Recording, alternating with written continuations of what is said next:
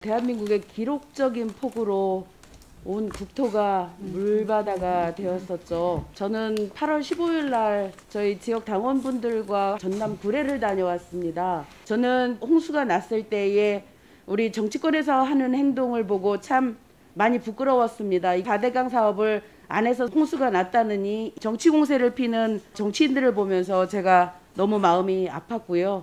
그래서 이 질문을 하기 전에 찾아봤더니 실제로 이번 특별 재난지역으로 지정된 38곳은 상당수가 4대강의 수계에 해당되는 지역이었습니다. 섬진강이 4대강 사업을 안 했기 때문에 홍수가 난 건 아니었다라는 것이 판명이 난 거죠. 이런 무분별한 정치 공세는 하지 말아야 된다라는 생각과 함께 하천관리의 주무부서인 국토부가 조금 더 적극적으로 대응해 줬으면 하는 바람들이 있어서 질문을 준비해 봤습니다. 지금 하천 밀람에 의하면은 국가하천의 기본계획 수립은 99%가 되어 있어요. 네네. 그런데 이번에 특히 피해가 컸던 섬진강역 지방하천의 경우 하천 기본계획 수립률은 59%로 현저히 네. 낮습니다. 네네. 이 이유가 무엇일까요? 지방하천 정비 사업 같은 경우에는 지방자치단체가 사업의 주체이기 때문에 아무래도 원활하게 되기가 좀 어렵고요. 올해부터는 또 지방하천 관리 자체는 전부 다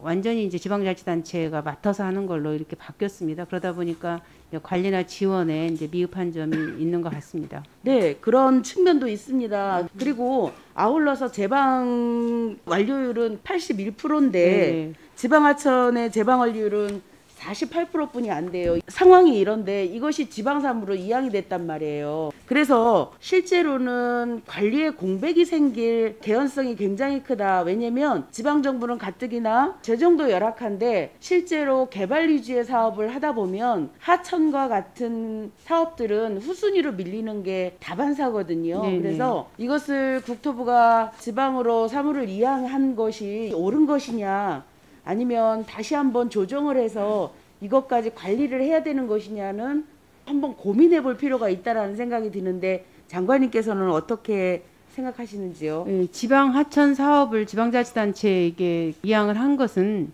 국토부 결정이라기보다는 지방재정분권 사업으로서 사업을 이양하면서 지방 소비세 재원도 함께 이양을 해준 것입니다. 그래서 지방자치단체가 이제 지방 하천을 관리하게 됐기 때문에 이걸 다시 중앙 국가 하천으로 환원하는 데는 한계가 있습니다. 그러나 큰 하천 같은 경우에는 국가 하천으로 부분적으로 저희가 승격 사업 지금 하고 있는데 그걸 좀 넓힌다든가 치수 목표에 국가 일괄 제시한다든가 국가 하천의 지류일 경우에는 직접적으로 정비를 한다든가 이런 다양한 대안들을 모색해 보도록 하겠습니다. 지방분권화 측면에서는 상당히 긍정적입니다. 그런데 네. 이제 가급적이면 이렇게 했으면 좋겠어요. 이것이 비록 지방정부로 사무가 이양이 됐지만 이것은 국민의 안전과 관련된 사업이므로 실제로 지방하천 제방사업이 잘 되고 있는지 기본계획 수립은 잘 되고 있는지 이것들을 국토부가 역할이 필요하다라는 생각이 듭니다. 그래서 사무에 관리할 수 있는 시스템을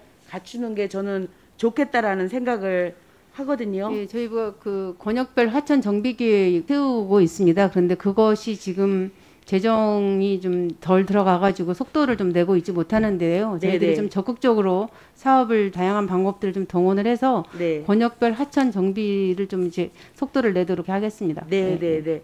국토부가 홍수 피해를 막고자 2019년 2월 달에 하천법을 개정했습니다. 그 내용은 뭐냐면 지방하천이라 하더라도 홍수의 위험도가 굉장히 높거나 규모가 작더라도 국가하천으로 지정해서 국토부가 네네. 직접 관리할 네네. 수 있도록 하는 법이었거든요. 그런데 네. 이게 아직 고시가 이루어지고 있지 않아요. 15개 정도가 올해 국가 하천으로 승격될 예정이 있습니다. 그렇습니다. 이게 물난리가 한번 나면 그 동네의 주민들의 삶은 정말 피폐해지거든요. 기록적인 홍수로 인해서 피해가 났든지 아니면 인재였든지 간에 빨리 복구하는 게 중요하고 다시는 이런 일이 반복되지 않도록 만반의 준비를 하는 게 저는 우선이라고 생각합니다.